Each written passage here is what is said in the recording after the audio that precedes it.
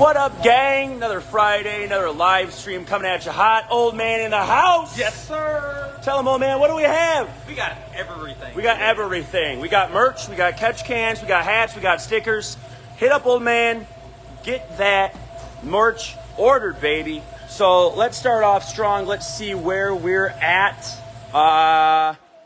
Kind of gonna dive right into it. Got some few fun things for some of y'all. Gonna let some of y'all join. Got Arturo over here looking at me, giving me a bad look. Don't know why. Too much side eye. Not a fan of it. What up, Chris? How you doing, Mr. Mitchell? Mr. Mitchell is in the house. I'm gonna send out some invites, baby. Let's get started. We are having a good, fun Friday today. Arturo isn't. Good, fun Friday. Tell him what you're doing, Arturo, since you want to run that trap so much. Diagnosing. Look at that coolant pour. You guys know he's a pro. No funnel, no nothing, no spill. The king himself. So Arturo's diving into this car. We put a new intercooler pump in it. There's some codes popping up, so doing our best to address them. Do we do the upgraded coolant pump? No. OEM replacement. All right, we did an OEM replacement intercooler pump on this car. This thing's gorgeous, man. You would not believe it, but this sucker, I want to say, is a 2015. This thing is so clean, y'all. I know I showed it. I know I showed Matt's work, the ceramic coat, but come on, I got to show it again because Matt just went over the top on this baby. So, and the red guts. Ooh, got me feeling some kind of way. So let's dive into it. Let's see what else we got. Jeff's car, again, we are making progress as we can. Arturo, I know he has been knocking out some more things. Fuel system wiring, he did some more work there. What else have you done, Arturo? You're doing the, you can't lower it because that car's in the way. Oh, he wants to show it off now, y'all. Uh-oh. All right, let's go over here, lower this for him. All right, drop it like it's hot, Turo. Yeah, I can shine my... I'm tall enough, I can get up in there. Low credit. Story of my life. Ooh. Ooh. My. Turo's going to town over here. So let's let him drop it. And you lined that up perfectly. Awesome. So we got sexy little ice tank in here. Some other hidden accessories. I'm going to let Arturo walk over, show you what's good. Oh! What's that? What's that? Parachute, baby. Parachute. These big old boats, they need a little stopping power. So when the brakes don't do it, parachute will. If it can stop rocket ships, it will stop a Hellcat, baby. That's not mounted. Yeah. So he's got that little can mounted. He's got his beautiful ice tank, ice box, whatever you call it, it's here. So pump for it. Drain. Point it out. What am I looking at, Arturo? Oh, look at this. Look at this. He's giving us the inside scoop. It's got individual relays to power up all these things. It's got to power up the inner chiller, got to power up the A little louder. boost leash, and then what is the third thing? I don't remember. Boost leash, pump. Boost leash. No. This one has its own relay. Okay. So it's inner chiller, boost leash. Inner chiller, boost leash, and then a third magical thing that we're not talking about yet. Yeah. Keeping it secret. Keeping it secret. What's up, Peter? We are waiting to get her in, and then you'll get her back, baby. Close. So I'm not exactly sure where the status on that is. So if you guys are waiting on updates, the best way to get updates is contact the sales team, call, text, email, whatever it may be. They know what is going on. Boost leash is in there. Ooh, boost leash. So we got our little leash here. You got your little parachute handle. We know it works. This is actually the one out of the shop car. So, man. What else you got going on up front? Talk to me. Got a throttle body on there. Woo! Almost showed something too early. Look at this. Look at that little tape job. Turo takes his time. You can really see the love he puts into it. So I'm going to have him start working on my cars because I just want him to work. We got the CO2 solenoids back Oh, okay. So if you couldn't hear him, these are the CO2 solenoids for the boost leash. So really, also, got to point it out. Oh, sexy, sexy, sexy. Billet Evolution valve covers. Turbo hiding up here. Got his heat wrap on. So, yep, all the AC lines. Everything that we can has been wrapped. Heat. Yes, another thing. I know we talk about it. Delays. We've been waiting on these injectors for so long, and they're finally here. The Big Mac Daddies. 1700s. Jeff is going to party with this sucker. So, this, I mean, come on. Good time. Good time here. So, yeah, I don't know if we're supposed to show that yet. Oh, no. It's a little secret. I might have tweaked and covered it early. But Jeff, don't rewatch the video. No, I'm pretty sure Jeremy has something. I'm pretty sure he has too, but I don't know. So, little tank here too for the power steering, just to make more room for the turbo. So, yeah, lots of fun little things going on. Can't wait for the revival video. We're on the dyno making some steam, and Jeff taking down some Evos, GTRs, Lamborghinis, Subarus. No. All right. Thank you, Arturo. Let's move on. So this Jeep, I've been working on this sucker. We are waiting. We're literally just waiting on parts. So cam bearing, alternator, some other things. Cam bearing, alternator, axle. Again, you know, as we tear these cars down, that's the great thing about pulling the dropping the engine in the cradle is that we see things. So kind of like how we were talking about, there was a bushing missing in that subframe. It lets us see stuff like that. So your other guest host from this week is gearing up for a nap. Uh-oh. Ah, man. Well, it's about that time, so let's see what else we got. I saw Wade in here, Mr. McAllister. You know this car. I know this car. We all know this car. Grimace. God, and that peanut butter interior, I mean, come on, baby. But she's gearing up for something super special. I can't wait. I believe I'm the one doing the work on this, so I'm going to put my own little love into it, my little twist. But just kind of getting her started, getting the base teardown going, seeing where we're at on that. So, collecting parts. You know the dealio. God.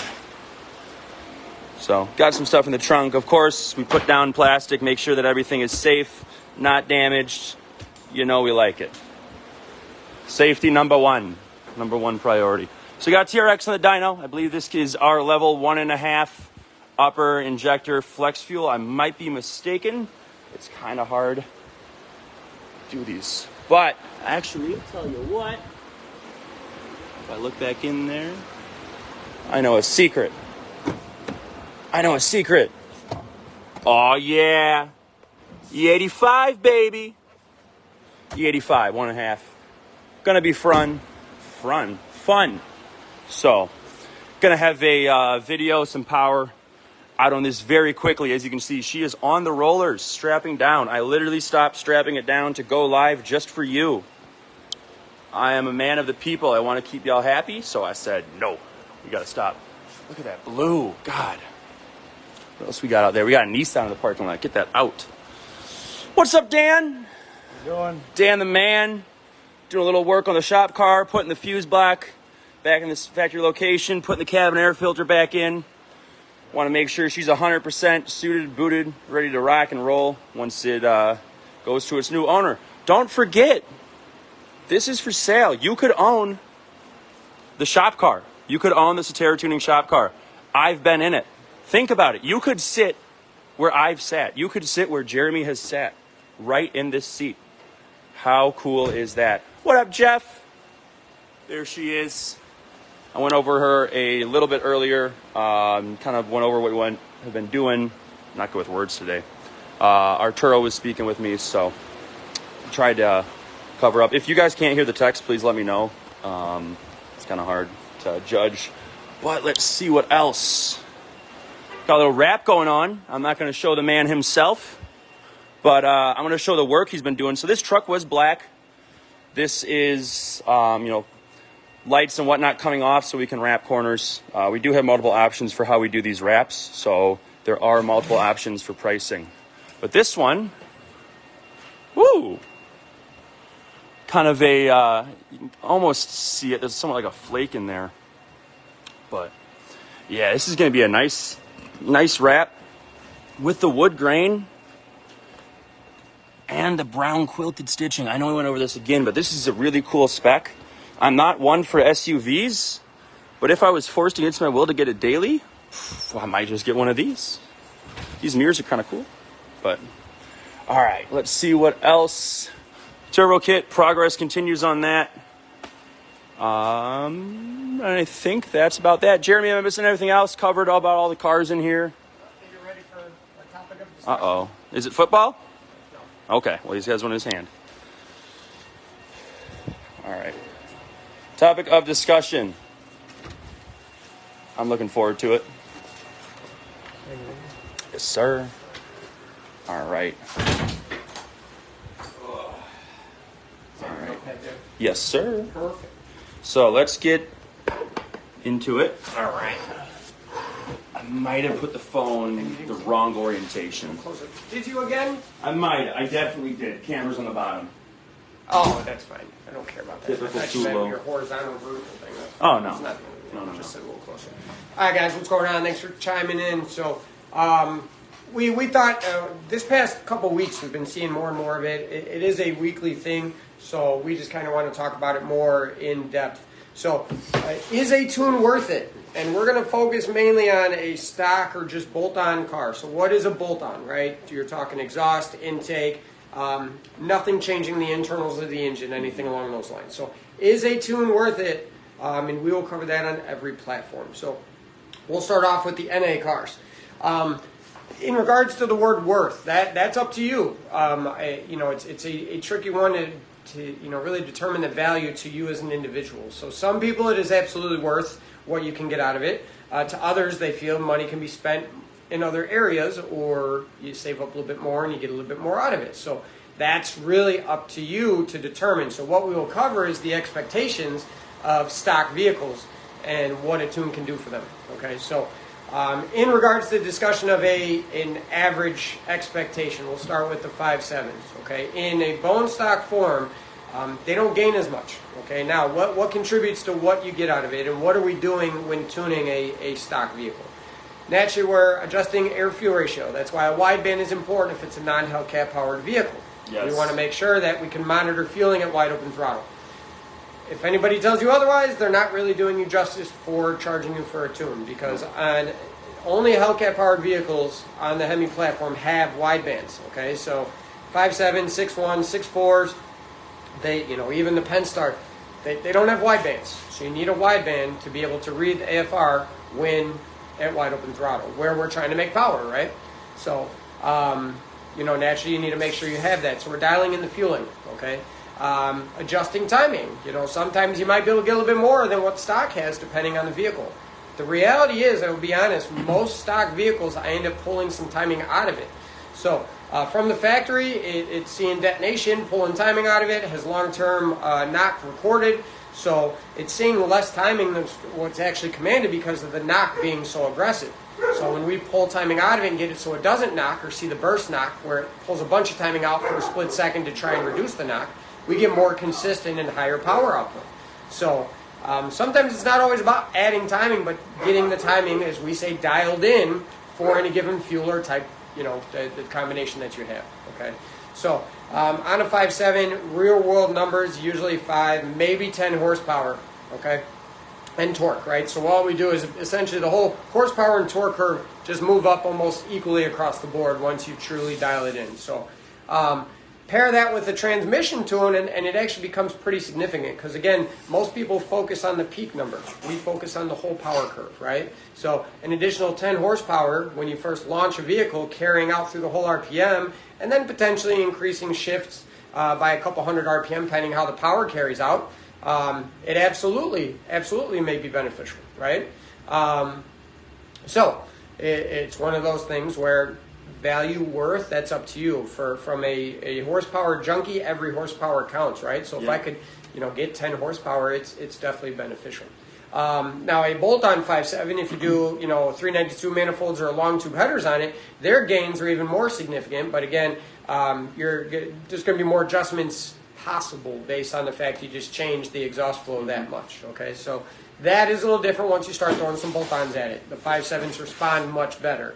Now jumping to the 392 platform, 10, maybe 15 horsepower. Now, why does a 392 pick up more than a 5.7? Well, naturally, it has more displacement, and it has higher compression. So the combination of both allow for a little bit more to come from, a tuning adjustment. The exhaust system is obviously better flowing, so they already have that in place. Okay, so again, once you dial in the fueling, once you adjust the timing to whatever it likes based on the fuel you have, you probably can see again the whole RPM curve, right? Power band across the RPM. You can see all of it from start to finish. 392s can benefit a little bit more from shift schedule and stretching the RPM out on the shifts. So definitely with the combination of the 10 to 15 additional and then adjusting the transmission as well, it actually translates into a significant performance increase. Then you throw E85 in it. Again, this is diving in a little bit more, but get corn in it and take even further advantage of it. But in a stock otherwise vehicle, 10 to 15 is what you can expect out of it. And then we'll jump into Hellcats.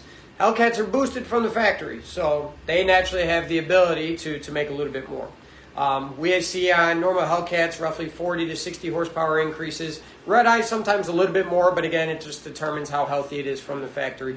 But so again, 40 to 60 is pretty significant if you ask me. Again, pairing it up with a little more aggressive trans tuning, and it makes a significant difference. You can go through our videos from a few years ago where we had a couple vehicles that had the same modifications with the trans tune being the only difference, and you can see how significant a trans tune can play into the part as well. That's a great video. I reference it all the time. Yeah, I mean, it's hard to really imagine it. When you see it physically, that truck pull, it's kind of hard to disagree with. Yeah, it definitely is beneficial there, right? Absolutely. So now, again, we're talking about fueling, we're talking about timing. So a big piece of discussion you'll see me reference quite a bit is going to be COT, or cat over temp. So breaking down the reason why sometimes tuning can benefit that from the factory, and the newer the vehicle, the more aggressive, right? But the cat over temp, essentially what it's trying to do is keep the temperatures of your catalytic converters in check. The hotter the day, the more horsepower you make, the hotter those cats get. So to meet EPA standards, they have these items in place in attempts to cool them down. So what it actually does by design is it dumps fuel. It pours fuel in it for multiple reasons. One, when you dump fuel into the car, it's going to make less horsepower, right? So instead of leaning it out like they do with fuel shutoff, they decide, okay, we're going to dump fuel into it. So it reduces torque, which reduces the overall output. So now you have a rich AFR. Now what do you get? That extra fuel, believe it or not, is an attempt to cool down the cat as well. So it's a 2-for-1, right? They're hoping that by essentially having raw fuel in there when it passes through the catalytic converter, it will cool it down rapidly. So reducing torque and cooling the cat down, right? That's what it is. Now, from a performance standpoint, it's not optimal in any way, shape, or form. So keep that in mind. Hellcats, you have the ability to, any Hellcat-powered vehicle, view your wideband AFR on your dash, right? So you can look at it, and on a cool day when you smack the gas, you'll see what your AFR drops down to. And when cat over temp kicks in, you'll see single digits like 9s. And that naturally isn't going to make power. So that's why Hellcats generally make more power from a tune only, because of the adjustability with boost, timing, and then with cat over temp, the effects that it has. So it's all a percentage game, right? That's essentially what you're doing, is freeing up a percentage. Now, I have seen some extreme cases. I've gained over 100 horsepower out of a Hellcat-powered vehicle because the tune was so far off. 60 on that Durango. I was just going to, we had a Durango RT that originally just wanted their speed limiter raised, and we told them, it's really beneficial if you're doing that to make sure the tune is good. I'm not making this up, and we're not exaggerating the numbers. I gained 60 horsepower. It's actually 61 wheel horsepower and about 58 foot-pounds of torque on this. It was a Durango RT, so a 5.7. The tune was just awful. I don't know why it was that way. I've seen the calibration in many others, and it actually wasn't even in cat over temp. It was just that bad. From the factory? From the factory. The car was unmolested, untouched. It was actually fairly low miles. It just goes to show you that, you know, when you throw a calibration in a computer and send it out, and these engines are mass produced and climate changes and everything like that, especially how somebody drives it, you know, just a factory calibration has room to be improved. So there are some extreme cases where if you really feel like your vehicle is not performing like another, it could be that your tune is that far off. It is possible. I've seen others too where I've seen 30, 40 horsepower come from it. On the flip side too, I have seen on stock vehicles where they're very stout from the factory where a tune really doesn't change much either. So, all honesty, on both spectrums, it does go both ways. But the average, like we said, is 5 to 10 on the 5.7s, 10 to 15 on the 392s, and then 40 to 60 on the boosted applications. So, is it worth it? That's up to you to determine. Are you going to produce a faster track time if you get traction and a tire on it? Absolutely. Is it only going to be a few tenths? Yeah, I mean, that's up to you. On the Hellcats, it's significantly more, especially with the trans tuning. But on the NA setup, you know what I mean? It definitely can be worthwhile. We've had some pretty quick cars with very simple bolt-ons and mods run some very good times just from truly dialing in the vehicle. So, you know, Chris Mitchell, I know he's watching. He made a comment on our post. He just had injectors and a mid-pipe on his car, and he went 1120 in his Charger 392. I mean, that's pretty impressive when you see your stock Hellcats are running that, right? That was just a truly dialed-in car from very minor bolt-ons. And then that's the other thing, too, in regards to, we're talking about worth of modification. So the reality is with these modern cars, 15 newers, 18s and newers, or even more, you're looking at $2,000 plus for a tune only. So worth, that's up to you to determine. I see people buy ported throttle bodies that aren't really ported, and you know, throttle body spacers, pedal commanders, and people putting money in it where there's actually no actual performance gains. Colored coil packs. Yeah, aftermarket coil packs just from pure advertisement. Worth, it comes down to you as the end user and where you feel your money is going to go. You know, to me, even the minor little tweaks like that go a long way. The other perks of it too is we get better fuel economy. We don't just do wide open throttle. We do tweak it for part throttle acceleration and cruising as well. So keep that in mind. You do see naturally a small bump in fuel economy on top of it. So there's a lot of wins for it. Now, what are the cons? Right? We went over all of the gains, what you can expect. What are the cons? Warranty. What warranty? What warranty? I should have worn my Yeah, you should have today. That should have been a really perfect one. So naturally, warranties being void, right? We get asked all the time, is there a way you can hide it? Can you, hide the P14 undercode? Can you get a second PCM? The answer is really no. They have a very sophisticated system in play to where they can tell if your vehicle is tuned. It doesn't just get saved in one module. I can tell you that. It gets saved in multiple modules. So you have to, if you really want to try to cover it up, you need a secondary set of modules and take it to a dealer for them to program, and it's just very difficult. So in regards to that, you're gonna, cost versus the return. It's so much cheaper just to deal with whatever arises. Exactly. So warranty, if that's important to you, it's the risk you take with it, right? So if it's not broke, don't fix it. But if it breaks, it's time to make it faster or better. So, but that's the con. Cost, right? That's up to you to determine if it's a negative. In regards to the returns, so you guys have an understanding of what the platforms provide. And it just comes down to the design of the engine, right? Compression, displacement, and any type of minor little adjustments you might have there. So do keep that in mind, guys, right? But that's really the kind of the cons of it, right? It really comes down to the warranty and the risk we take. Understand that generally on a bolt-on car or a stock car, just by tuning it, it's very difficult to blow it up as long as you know what you're doing in regards to tuning. I have seen some people blow them up, throwing LS timing into a 392. Let's go. Anyways, but all of it. It's one of those, understand that, the tune itself wouldn't be, for the most part, if you're going to a knowledgeable tuner, the reason for the failure, it just would have happened at some point. Yep. That's the truth of the matter, it's right? mass-produced parts. It's mass-produced, and it's just luck of the draw. Yeah. It's one of those things, considering, spending money on your vehicle and modifying it. If you have 150,000 miles on your car, is a tune only worth it? I wouldn't expect so, right? You got wear and tear, compression's going to be lower, right? Exactly. Throw some boost at it, but then you're going down the rabbit hole of that. Oh, everything else breaks. Exactly. Transmission, rear My end. fuel system can't take it. Fuel system, tired fuel pump. Axles. Everything. So the chassis is completely rusted. Worth is up to you as an end user. So with this type of information, hopefully you can understand. And as long as you do your research on who you're allowing to tune your vehicle, understand what goes into it. Again, anything not Hellcat powered needs a wideband to truly dial in a vehicle. So if you have anybody charging you money or telling you they're tuning your vehicle without a wideband and they just know what they're doing, that's not the case, right? If I did that on that Durango with the fuel, I mean, this thing was just pig rich. And I had to put settings in I've never seen before, but the thing did gain 60 horsepower. It ended up making the same power we normally see, right? If you went to anybody else that goes, oh, you don't need a wideband, they would have done their basic here plus 2 degrees and, adjust here and then send it. You're not getting the proper results. So consider that when it comes to actually, what you're paying for and what you're going to get out of it. We're not just using them for the fun of it. Exactly, yeah. There's a value and a reason behind it. So fueling is everything, right? You got to know what's going on with it. Fortunately for the Hellcats, they come from the factory that way. So, it doesn't hurt sometimes on highly modded ones to get, a secondary aftermarket one just to kind of double check what's going on with the factory one. So, but yeah, it's all about monitoring and taking those steps for safety. So, so that kind of summarizes that. So I guess we'll jump into could you, should use, and any questions you guys might have. So.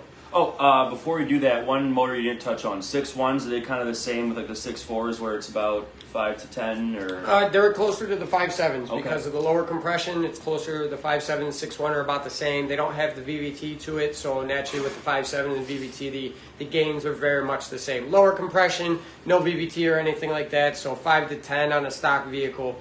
And they don't really flow. Their heads are not like the VVT based heads, the Eagles and the Apache heads. So they don't really make a ton of horsepower at high RPM either. So a tune isn't going to necessarily provide too much from that. But again, 5 to 10, and again, it's up to you to determine the value of that. Absolutely. So they're very much the same. Pre-Eagles, oh man. Oh, let's get talking, baby. Let's get talking. Oh, that's another thing too. Just kind of a quick on that one to piggyback. I got a fuel economy increase.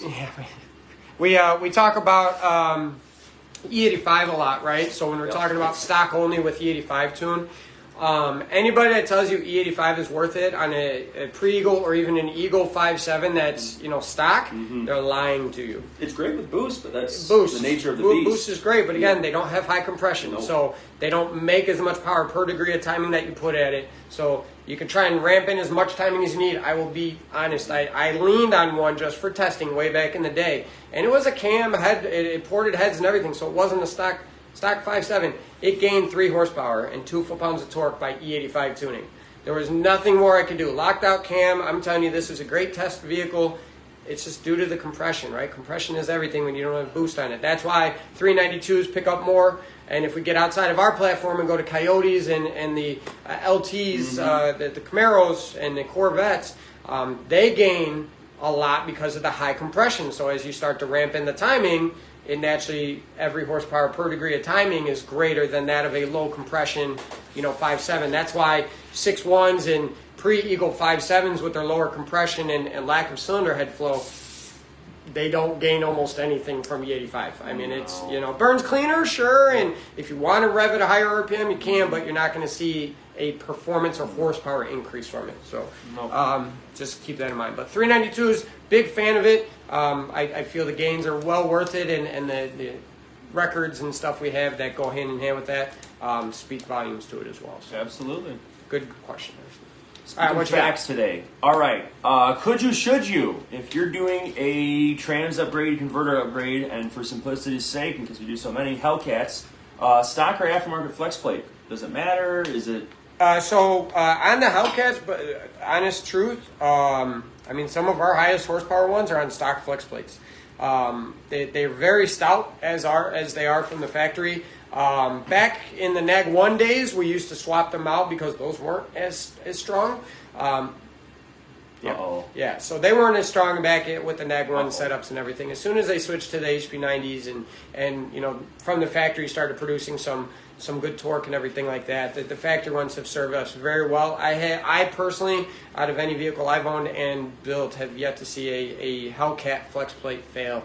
I have come across them over the years, and it's more so of when something failed along the way, whether it was a transmission failure or motor failure, it got damaged in the process, so it wasn't in pristine condition at the time of reinstallation. But they're very stout. Now, there are aftermarket ones that are stronger, so that's a could you? Yeah, you could. Should you? If you want. It's kind of like with the tune where the value's up to you. Yeah, but it's one of those. It's like we say, if it's not broke, don't fix it. And we have a lot of high horsepower cars that are running the factory flex plates, so it's not something that I would say is necessary. But if you want to, in regards, if you got a massive build going and you're approaching 6 figures on it, and you're really just making sure you touch everything, then that's a small piece at that point. Why not? But I've actually never put one on any of our high horsepower builds. So.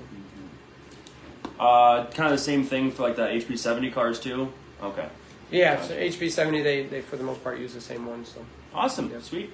Let's say Hellcat again, because that's the one we offer a flex tune on. Does it make more sense? Are you going to make more power with a dedicated 8593 tune or a flex tune?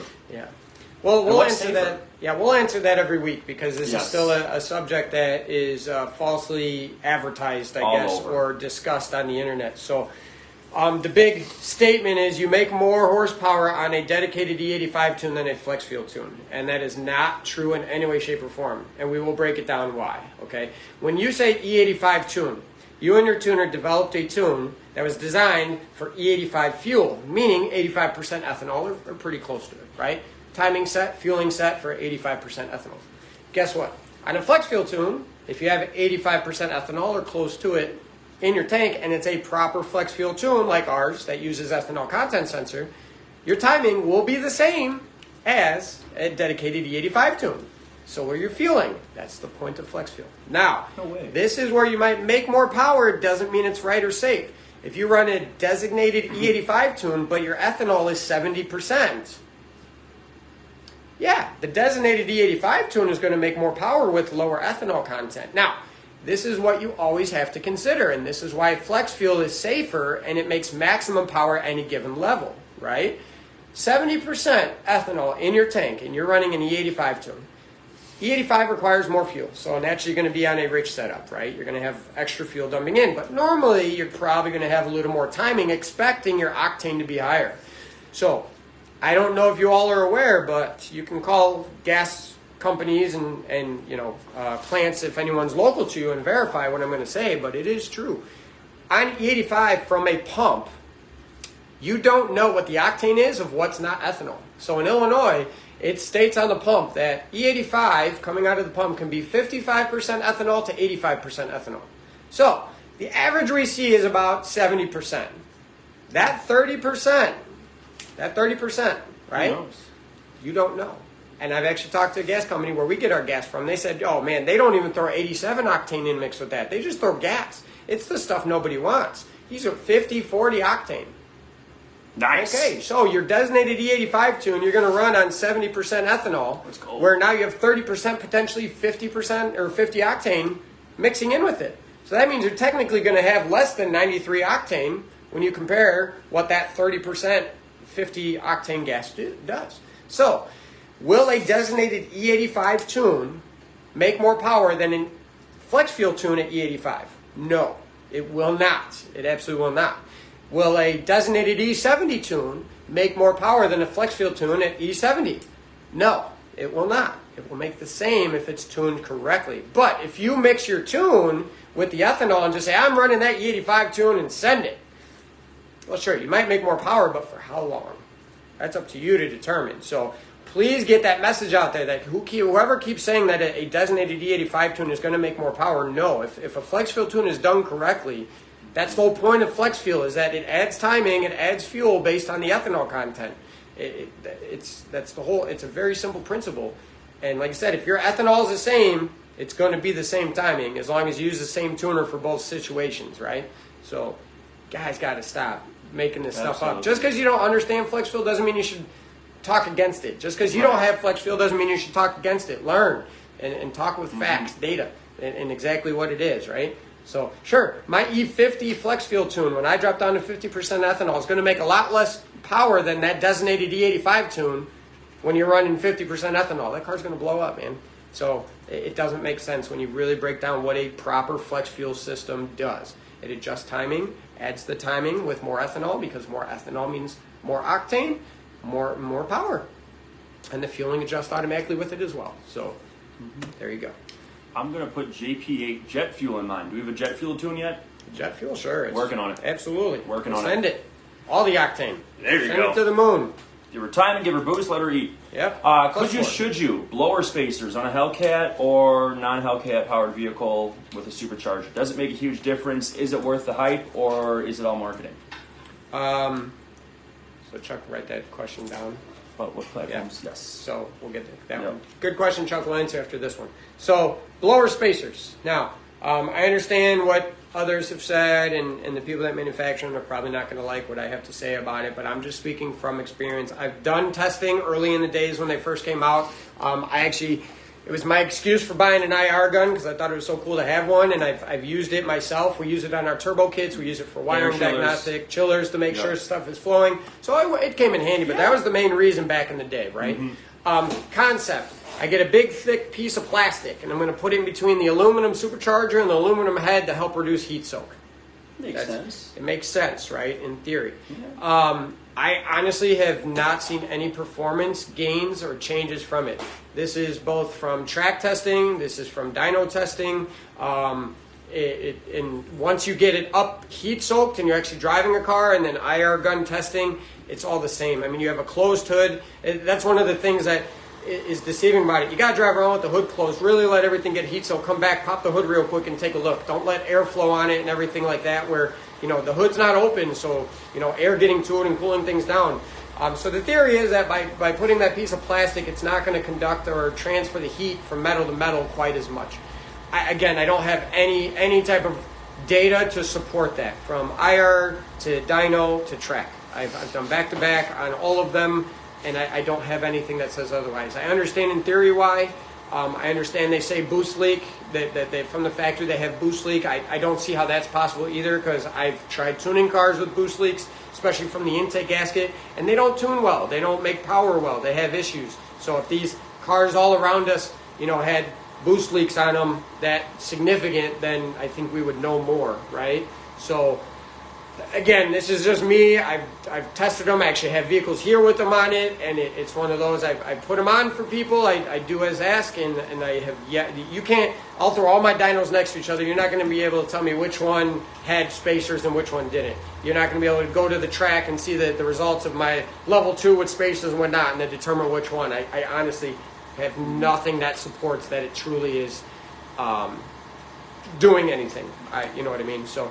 What about like lid spacers? Anything there either?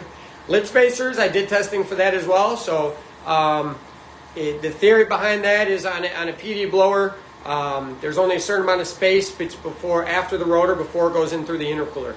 And when you spin the blower faster, they're saying there's not enough reserve air, which will increase temperatures pre-intercooler.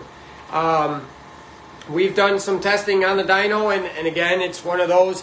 I've seen a variance of 2 horsepower, maybe 3, but was that just from the fact the car cooled down and then we put the blower, had to remove the lid, put the lid spacer on, or change the lid for, ones with more in it. The theory makes sense. You have more reserve air, just like on a centrifugal or air-to-air setup where you make the pipe bigger. It doesn't make more power, but what it does is it creates more reserved air, so it's not compressed as much, which means cooler. The theory on it is that by having more reserved air, it cools the air before it goes through the intercooler more, making the cooler more efficient. That's where any potential horsepower would come from. It's not more airflow, it's just more reserved air, which allows for cooler temps. So I don't have anything really that supports that it works or not, or anything along those lines. So what about lid spacer spray meth? Yep, absolutely. That's what we used it for. It was nice having nice MPT ports in the back to spray right over the rotors to distribute water meth for some additional cooling. So that made sense. But in regards to like actual horsepower output and gains from it, maybe a level 3 setup, with a porta blower, a real aggressive upper lower where you're really spinning that blower, it might help. But again, I don't really think it's something that is worthwhile. So, so that question, the other one. What platforms can we do our true flex fuel on? So flex fuel, actual flex fuel. So let's go over what that is again. I know we've had several talks about it, but if you ask, we'll answer. So flex fuel, back in the day from the GMs, is you have an ethanol content sensor that feeds into the PCM, in which then there's settings in your tune that automatically adjust your tune based on the ethanol content. Just like we have IAT, ECT, mass airflow cars, right? MAP sensors. Just by using your sensor, it changes the tune. So flex fuel. Right now, we used to do it on the 5739261 platform. It just takes a long time because the way we did it is we made it do something it wasn't supposed to do. So it's not a straightforward thing like the Demon 170 flex fuel that we offer now for 18 and plus Hellcats. That's a factory implemented setting, so all the tables and everything work perfect together. What we did is we worked with HP Tuners to develop our own tables to make it work, and it works, and it takes a lot of time, still to this day, even after we've done hundreds of them, if not thousands, it still takes me a lot of time to do. So we stopped doing it on the 57392 and the 6.1 platform due to the way and the logistics that the PCMs work and how they communicate and how they derive information. So it doesn't work the same way as a Hellcat setup. So right now, you only can get flex fuel on a Hellcat powered vehicle. We have some testers in place that we will be trying to implement the Demon 170 onto non-Hellcat vehicles. So everybody keep your fingers crossed. We have a beautiful 23 Scat Pack coming in that we're going to try it on. So send positive vibes. We are hopeful that by using OEM stuff, we can get it to work. Now, the other type of flex fuel you hear out there, there's two others, and you'll see me post this up because I actually have it saved so I can repost it. So ours is we call True Flex Fuel, and the Demon 170 Flex Fuel work very much the same. They use an ethanol sensor that feeds into the computer, and that signal from an ethanol sensor changes the tune. The two other versions you'll see are the piggyback systems. I won't use names, but everybody knows who they are. What it does is it has an ethanol sensor, but it has a secondary computer that goes in place that intercepts the signal from the PCM to the injectors and changes the pulse width on the output. The problem with that is the computer doesn't know how big the injectors are opening, okay? Because the computer thinks, oh, I sent 10 milliseconds, where this module goes, oh, nope, you have E85, you need 35% more fuel, so we're going to open it at 13.5 milliseconds. The computer doesn't truly know it's seeing 13.5 milliseconds, okay? The problem with that is the fueling that is being commanded and delivered is part of what calculates torque and actual airflow. So all of a sudden, the torque and airflow readings are lower than what is actually being produced. So that affects the transmission. Also, there's safeties, especially on Hellcat powered vehicles, where it monitors the injector pulse width for a safety measure. That is now removed and ignored because the computer thinks everything's okay because the change comes after the computer. So not a big fan of that one, okay? And those companies do say you can run factory injectors and you cannot because of that reason, so please hear us. The other way is inferred logic. So what inferred logic is, that uses the oxygen sensors to guess what the ethanol content is. So essentially, as you increase ethanol, there's a higher demand for fuel. So what all of a sudden happens is those O2 sensor readings are going to show lean. It's going to go, oh, I got to add fuel. So as it continues to add fuel until it zeroes out or gets close to zero, it then goes, oh, I added 20% fuel, so I have 70% ethanol. It's a guess. The problem with that one, without bumpers, the problem with inferred logic is what happens if you have a minor exhaust leak or vacuum leak, or you have a tired O2 sensor. Yep. Okay. Because tired O2 sensors, ones that are about to fail or failed, usually fail lean. If you have you put headers on, everything real quick, put it together, and you have the inferred logic tune, and then there's an exhaust leak right at the flange or right at the joint by that front O2. Again, it's going to say, oh, I'm going to add a bunch of fuel, and it thinks the ethanol is a lot higher than what it is. So, again, what happens when you have higher ethanol? More fuel, more timing. So you can hope that by having the extra fuel, it'll pull enough power out of it where it doesn't hurt it, but we've seen the otherwise. Same thing, you do a pulley swap or something like that, and you pinch the gasket on one side on a Hellcat blower, right? Yes. And you put it in. What's crazy in the Hellcats is they run very well with some very minor vacuum leaks, and it's very hard to determine sometimes. But when you have a gasket that's pinched like that, you'll see a lean condition on one bank normally. So again, you're going to see a lean condition, so you'll see it go up. Boost blocks leak all the time. Yeah. Make sure you use RTV when you put boost blocks on. You have proper O-ring, but they leak all the time. Again, that's a vacuum leak that will go to both runners. So all of a sudden you got a little 5-6% lean condition, and again, it's going to think there's more ethanol than there actually is. So it's one of those. There's tuners out there that have it dialed in, and I understand from a tuning standpoint it's there, but there's so much that relies on it being 100% mechanically sound that it's pretty scary. Yes, ours does rely on a sensor, but it's very easy to tell if that sensor fails because it has error codes and it defaults to pump gas with less timing. 40% ethanol is where it defaults. So it's one of those where it's very evident, and the car will run very bad very quickly.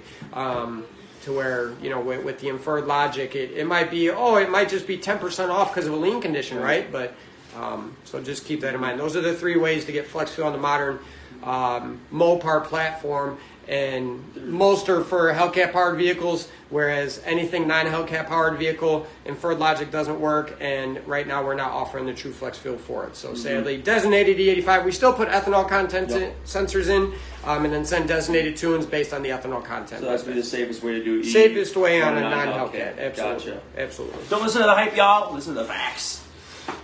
Speaking of non-Hellcats, could you, should you, Hellcat blower on a 392?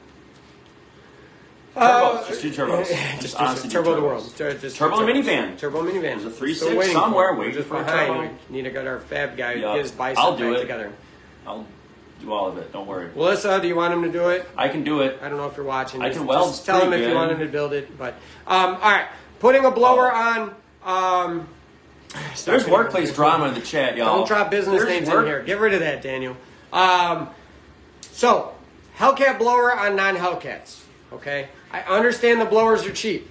Okay, now this is the thing to understand. They don't just bolt on. So you need adapter plates, okay, to allow it to bolt. The bolt pattern for a Hellcat blower is different than that of any other one. So you need adapter plates to get that to work, right? Now for the front drive, the Hellcat blower doesn't align very well with 392, 57, 61. It doesn't align, right? So what guys do is they flip a pulley around and bolt it on backwards, which then kind of aligns it closely with the serpentine belt. Ouch. Low boost applications, it's, I guess, okay if you're going to stick really, really low boost. My concern is these blowers are known for having issues with bearings in the snout. And then what you're doing is when you flip a pulley around and stick it out even further, you're extending out how much tension is put onto those bearings with the shaft. So premature failure is possible. But, and then you go, I'll send it off to get ported. So you're going to spend $1,500 on a cheap blower. $2,000 is the average for a 2.4 blower. Send it off, pay $2,000 to get it ported.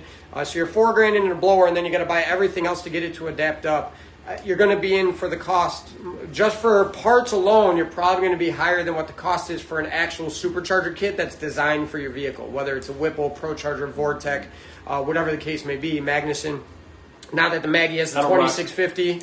Oh, they got rid of that one. No, that hurts my heart. I know you they got did. to sell yours, I know they but did. Also, if anyone wants one, Yeah. Brock, I have one for a 6.4. So don't buy a Hellcat blower. Right. They came out with the 2650 Magnuson now for the 5.7 392 platform. So there are options out there where after you break down the overall cost, it's going to be about the same, if not probably cheaper, to do an aftermarket blower that is designed for your vehicle.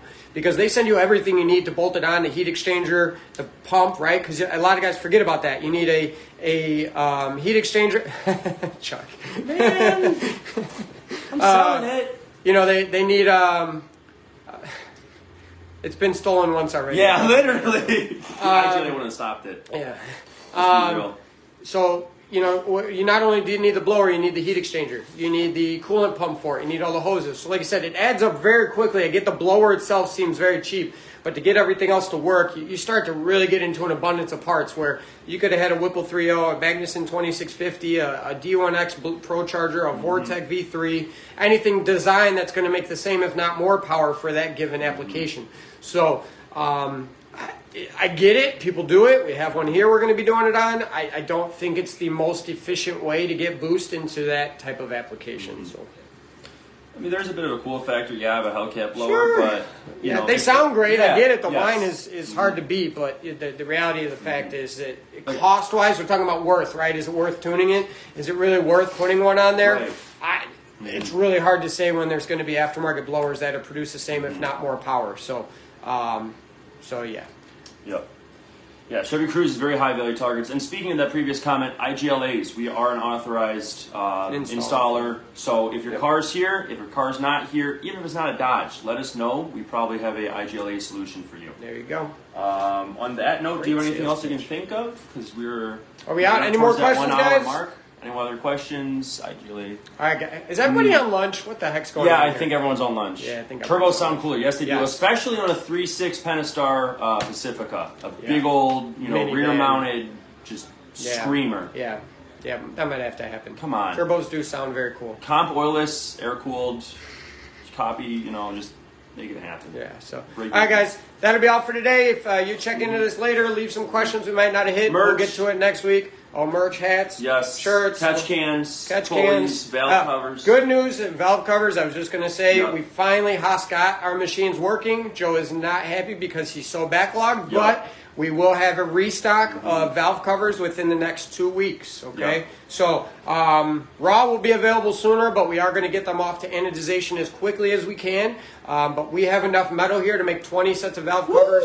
I think that being said, 4 accounted for. So we'll say 15 sets of valve covers will be available. So 'Cause I'm a get skill set. them ordered now, so that way they're ready to go for you. That also being said, we are less than a month away from seeing the Billet Evolution billet intake manifold for the Gen 3 Hemi platform. So I didn't know that. didn't want to put too much pressure on Joe, but discussing, we are almost there, guys. So thank you for the patience with that. Thank you for checking in as always. Everybody have a safe weekend, and we'll see you next week.